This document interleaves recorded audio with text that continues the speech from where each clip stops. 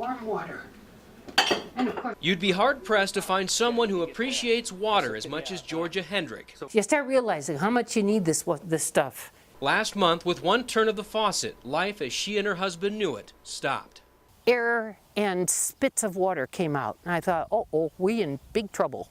Georgia, like many of the neighbors who call rural Golden Valley home, live on independent well systems. When an inspection of her 118-foot well showed the water level had dropped some 10 feet below the pump, the solution seemed simple. Oh, we'll just dig deeper. We went down to 600 feet.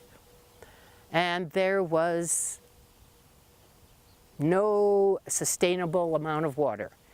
And they said, you have the deepest well in the valley. And I'm sorry, it's just not producing. Days without water turned to weeks. I can't wash clothes because we don't have the washer running. And I've been using the same dishwater over and over and over and empty it out at the end of the day. It's kind of like what we do with the toilets, which is not pretty. We just do trash bags in the toilets. And I try not to cry too much because I need every drop of water that's in me.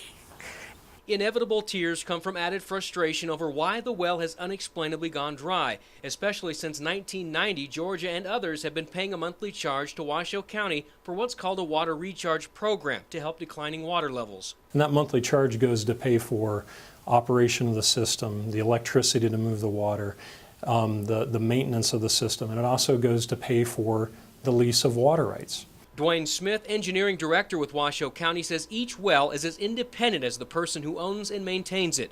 Private wells may also react differently to geographical factors. This is a current map of Golden Valley showing each individual property well. Green means the depth of the well is the same as when it was established. Red represents wells that have been deepened in response to declining levels. Sometimes residents have challenges with wells. So, and we have gotten calls from folks that have said, hey, my well's pumping sand, or it's not pumping as much volume of water as what it used to pump. And so the first thing that we always say is, well, make sure you get a certified well driller out to take a look at your actual well. Georgia's only resolution from the company that checked her well was to install a 17,000-gallon storage tank. It is my husband's IRA cashed in. It is my IRA cashed in toto. It is all our savings.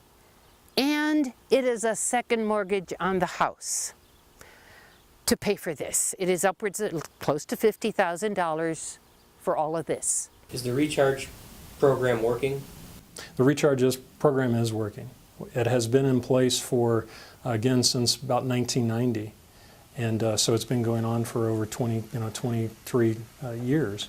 And obviously it has brought value to the residents there.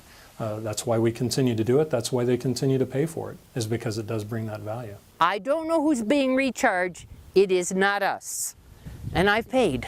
After weeks of drilling and digging, the tank is full. And for Georgia, a moment of truth. I'm scared. I'm scared to turn the faucets. I hope it works. They say it will work. But I'm scared. Once you've been without water this long, you get scared that there won't be any water. Water runs. It runneth. Hallelujah. The month-long nightmare is over. But now Georgia worries whose well water will be the next to disappear. If it's serious, it'll develop. And believe me, it's serious. Time will show you. If they say it's just my well, I'm sorry, that's a dream.